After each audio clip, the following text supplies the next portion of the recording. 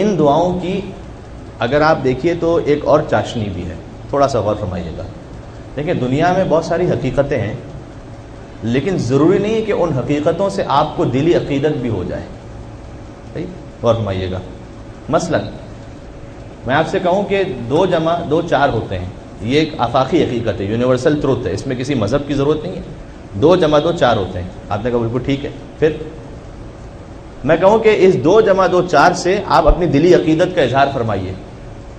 آپ کہیں گے مولانا اس میں کون سی عقیدت کی بات ہے، اس میں کون سی محبت کی بات ہے؟ 2 جمع 2 4 ہوتے ہیں تو ہوتے ہیں، ختم ہو گیا. کتنے ہی سائنٹیفک ٹروتھس ایسے ہیں، زمین گول ہے، سب کو پتہ چل گیا اس کی خاص ایک شکل ہے تو ہے. اس سے میرے دل کا کیا تعلق ہے؟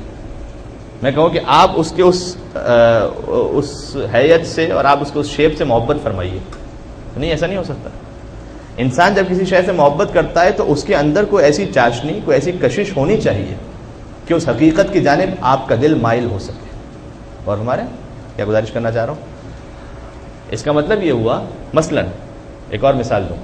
اگر آپ چاند کو، مون جس پر رمضان کے سٹارٹ میں کم جھگڑا ہوتا ہے اور آخر میں بڑھ جاتا ہے، تو اس کو سائنٹیفکلی دیکھیں تو اس سے آپ کو کوئی عشق، کوئی محبت پیدا نہیں ہوگا.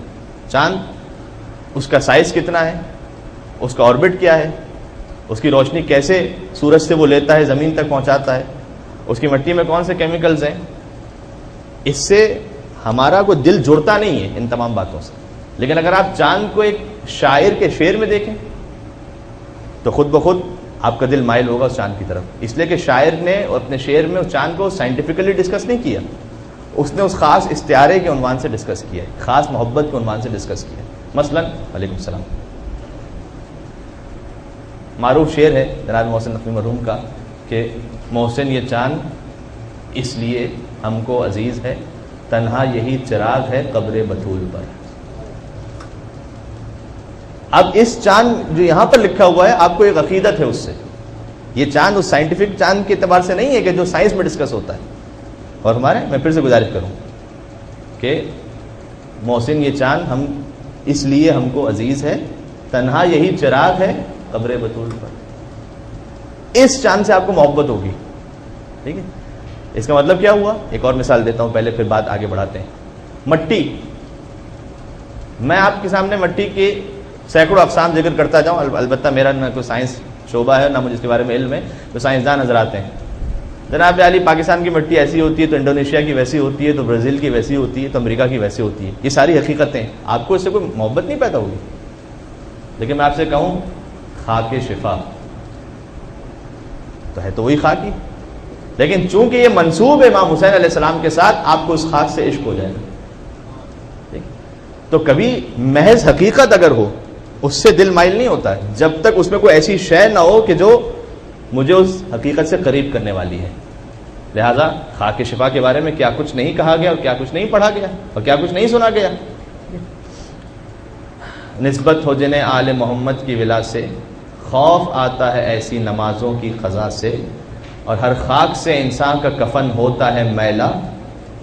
کفن کو کہتے ہیں نا کہ کم از کم جب دفن کیا جا رہا ہے تو اسے صاف رکھا جائے.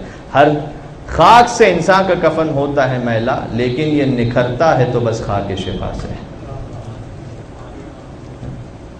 اب اس خاک شفا میں یہ جو خاک ہے اس سے ہمیں محبت ہوگی. ٹھیک، یہ میں بات کیوں پیش کر رہا ہوں؟ اگر آپ خداوند متعال کی جو حقیقت ہے وہ واجب الوجود، اسے محض کیلکولیشن کی حد تک رکھیں، شاید ہمارا دل ایسے مائل نہیں ہوگا رب العالمین کی بارگاہ میں.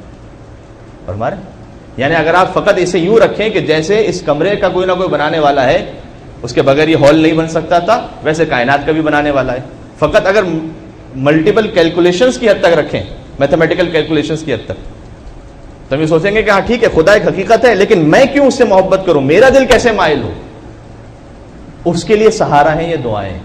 کیوں؟ اس لیے کہ امام نے فرمایا کہ خدا فقط وہ ایک حقیقت نہیں ہے کہ جس کا نعوذ باللہ تم سے کوئی تعلق نہ ہو، بلکہ وہ خدا کیا ہے؟ یا من اظہر الجمیل، وہ خدا وہ ہے جو تمہاری اچھائیوں کو ظاہر کرتا ہے. وہ ستر القبیح، وہ خدا وہ ہے جو تمہاری برائیوں کو چھپا دیتا ہے. یا رازق الطفل الصغیر، وہ خدا وہ ہے کہ جو چھوٹے بچے تک کو بھی رزق پہنچاتا ہے. یا راحم الشیخ الکبیر، وہ خدا وہ ہے جو بوڑھا ہو جاتا ہے کوئی تو اس پر رحم فرماتا ہے. وہ خدا وہ ہے جو گناہوں کو معاف کر دیتا ہے، وہ خدا وہ ہے جو ہدایت فرماتا ہے، وہ خدا وہ ہے کہ جو مشکلات میں یا سنتم اللہ سنت اللہ، یا عمادم اللہ عماد اللہ، یا ذخرم اللہ ذخر اللہ، پروردگار تو اس وقت اس کا سہارا ہوتا ہے جس وقت کوئی کسی کا سہارا نہیں رہتا۔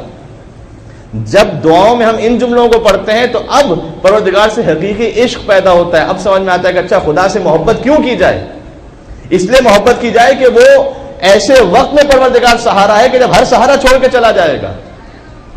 دوسرا کوئی انسان ہو سکتا ہے کہ ہماری اچھائیوں کو چھپا دے، برائیوں کو ظاہر کر دے، پروردگار کا معاملہ بالکل برعکس ہے، وہ ہے کہ جو اچھائیوں کو ظاہر کرتا ہے، ان اچھائیوں کو بھی جن کا میں قابل نہیں تھا، کم من ثناء جمیل لست اہلا لہ نشرتا، میں تو قابل ہی نہیں تھا کہ اچھائی میرے نام سے ظاہر ہوتی ہے، لیکن اللہ نے ظاہر فرما دی، اس نے رحم کیا۔ کم من قبیح سترتا یا سریع الرضا، یہ دعائیں پڑھنے سے خدا کا عشق پیدا ہوتا ہے۔ اگر یہ دعائیں نہ ہوتی نا تو خدا کی وہ معرفت محبت دل میں ہمارے پیدا نہیں ہو پاتی۔ یہ اہل بیت اطہار نے ان دعاؤں کے ذریعے سے ہمیں خدا سے یوں قریب کیا۔ دیکھیں آخری جملہ اور پھر ہم مناجات کی طرف آئیں۔ جتنی اہل بیت اطہار کی تعلیمات ہیں ذرا ملاحظہ فرمائیے، نام اہل بیت اطہار کا ہے لیکن اس میں ذکر کس کا ہے؟ تسبیح حضرت زہرا سلام اللہ علیہا، اللہم صلی علی محمد و علی محمد۔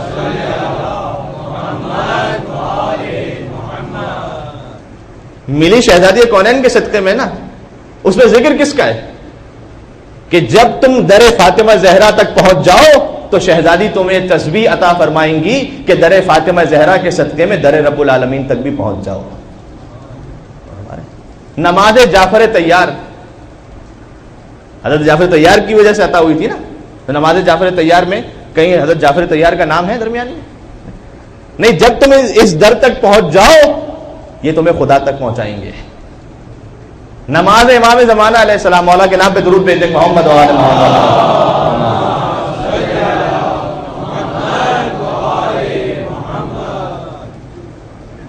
امام زمانہ کی نماز پڑھو، اس میں کیا ہے؟ 100 مرتبہ کو ایاک نعبد و ایاک نستعین، 100 مرتبہ اللہ سے مدد بھی طلب کرو، اس کی عبادت کا اقرار بھی کرو۔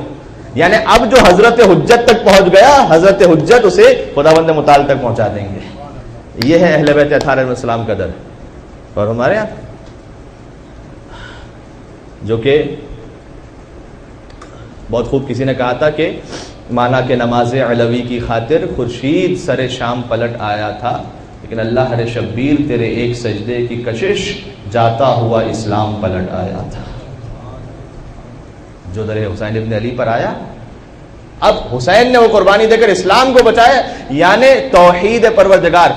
نعوذ باللہ، امام حسین علیہ السلام ظاہر ہے کہ مخلوق ہے، وہ خالق ہے، لیکن عقیدہ توحید باقی نہ رہتا اگر اہل بیت اطہار کی قربانیاں نہ ہوتی، کوئی اس کو جاننے والا نہ ہوتا، کوئی اس کو ماننے والا نہ ہوتا۔ تو ان دعاؤں سے یہ سمجھ میں آتا ہے ہمیں کہ جب آپ اہل بیت کے در پر آئیں، اب میں نے مولا سید سجاد علیہ السلام کی کئی دعائیں پیش کی آپ کے سامنے، اب صحیفہ سجادیہ کے ذریعے سے ہم خدا سے قریب ہوئے۔ یہ فقط مذہب اہل بیت اطہار کا افتخار ہے، یہ ہمیں شرف حاصل ہے۔ اور ہمارے علامہ امینی نے کہا کہ جنہوں نے اہل بیت کے در کو چھوڑا کئی نعمتیں ان سے چھوٹ گئیں، اس میں سے 2 اہم نعمتیں، ایک اہل بیت کی زیارت سے بھی محروم ہوئے، ان کی تعلیم کردہ دعاؤں سے بھی محروم ہوئے۔ یہ 2 نعمتیں ہمارے پاس ہیں۔